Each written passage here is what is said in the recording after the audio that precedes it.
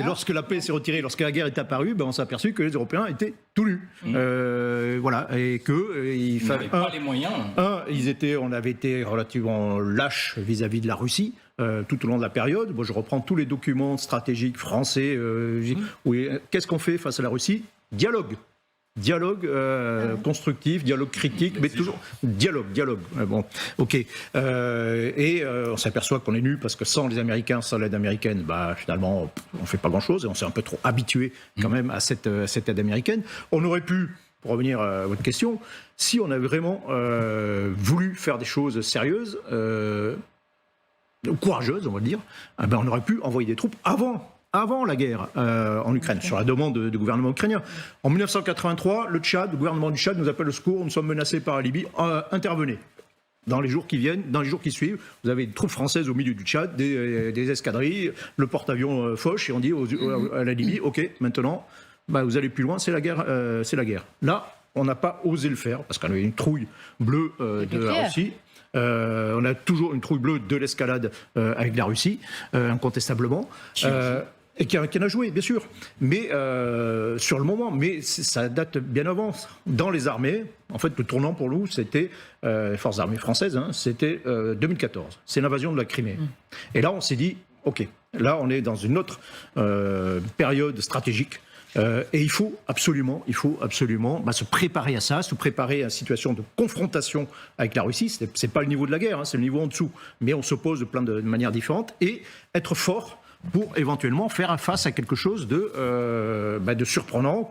À l'époque, on travaillait beaucoup, par exemple, sur l'invasion des pays baltes. On s'est dit, voilà, le pire scénario possible, c'est une invasion surprise des pays baltes. C'est tout petit, l'armée russe est à côté. Et donc, c'est à ce moment-là qu'on dit, il faut faire quelque chose, quoi. Mais ça n'a pas été écouté. Si, on y a mis des avions dans les pays baltes. Oui. Non. En 2014, on a envoyé une compagnie. Il y a une compagnie. Enfin, il y a un petit bataillon de différents pays européens et américains aussi, dans les différents pays d'Europe de l'Est, les pays baltes d'abord, puis après les pays d'Europe de l'Est. Donc c'est pas rien.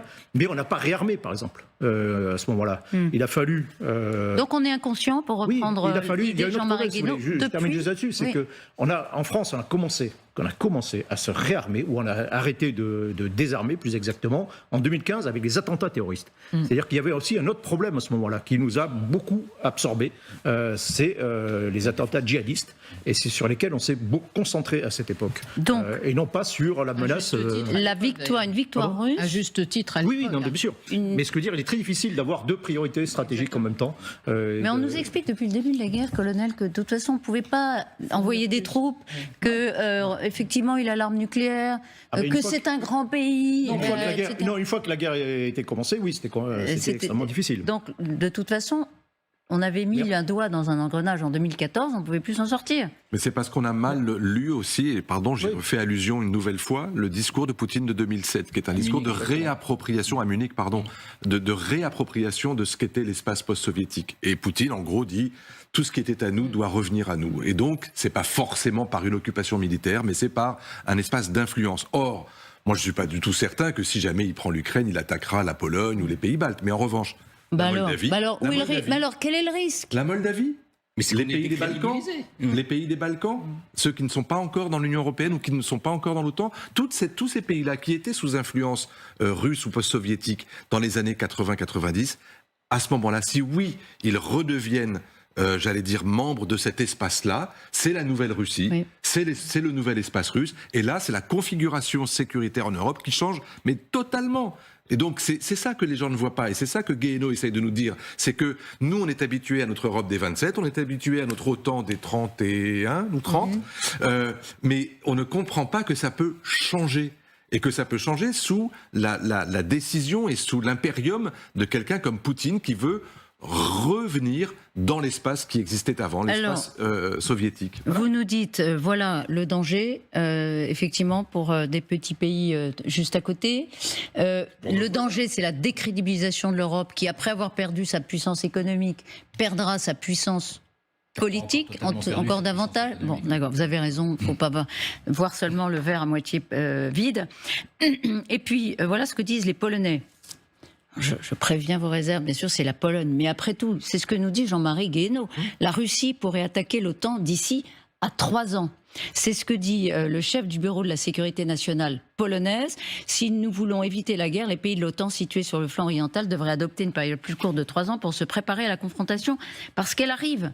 Voilà, c'est ce que dit la Pologne. Oui, tel que ça part. L'intérêt d'un pays qui croit à mort dans l'OTAN et rien que dans l'OTAN. Qui est sur la ligne de front. Les Polonais ne veulent pas parler d'Europe de la défense. Mais qui a peur à mort de la Russie. Et elle a beaucoup plus de raisons que nous d'avoir mais peur. qui pense que les seuls capables de les défendre, Elle a une histoire quand même. Mais Bien sûr. Oui, mais qui pense que les seuls capables de les défendre, c'est les Américains dans l'OTAN. Et non pas l'Europe puissance dont on parle autour de ce plateau. Une fois qu'on a dit, on ne se rend pas compte, on est inconscient. Non, mais si on ouvre les yeux, qu'est-ce qu'on fait? Qu'est-ce qu'on fait maintenant, là, en décembre 2023? C'est-à-dire que tous les militaires vous expliquent qu'on a donné à l'Ukraine tout ce qu'on pouvait donner en termes militaires. Et d'ailleurs, moi, je me souviens de l'expression qu'utilisaient tous les experts sur tous les plateaux de télé de France et de Navarre, en disant que la contre-offensive, c'était un fusil à un coup, parce qu'on n'avait pas les moyens de donner plus si jamais ça fonctionnait pas. Donc c'est vrai que Jean-Marie Guéhenno, il dit on se rend pas compte de l'impact, etc. Mais so what, comme disent les Américains. Et alors, on fait quoi si on n'a pas les moyens militaires? Parce que là, c'est ça la question. À partir du moment où on n'envoie pas des hommes, on peut pas donner un coup de au rein. sol. Alors si, bien sûr, mais il faudra du temps. Alors c'est ce qu'ont fait les Américains d'ailleurs. D'ailleurs, Joe Biden, il est allé dans toutes les usines d'armement du pays ou quasiment pour dire il faut y aller les gars 24 heures sur 24, etc. Mais ou que ce soit en Europe. Mais il faut du temps, c'est ça la question. C'est plus que la volonté, c'est la capacité. Oui. Et puis ce sont des choix aussi. Souvenez-vous que dans quelques mois, il y a les élections européennes. Vous allez dire aux Européens, bon bah écoutez, alors là, les gars, vous allez payer encore plus cher l'énergie, vous allez payer encore plus cher la nourriture, et on va tout miser sur l'armement. Peut-être parce que si on ne mesure pas les conséquences. Exactement, c'est la question. Mais là, on verra est vraiment si ça émerge dans le discours, face j'y crois au pas, mur. Est-ce qu'il faut faire ce choix-là d'un point de vue économique pour maintenir une capacité d'amplifier notre production militaire ou pas? Ça, c'est les dirigeants politiques européens qui doivent le décider. On peut toujours faire plus militairement. Les Allemands renaclent, je crois, à livrer encore un missile précis. Le Taurus. Ou le Taurus, qu'attendent les Ukrainiens. Ça, c'est la première chose. Il y a un autre élément important qu'a souligné Catherine, c'est le temps.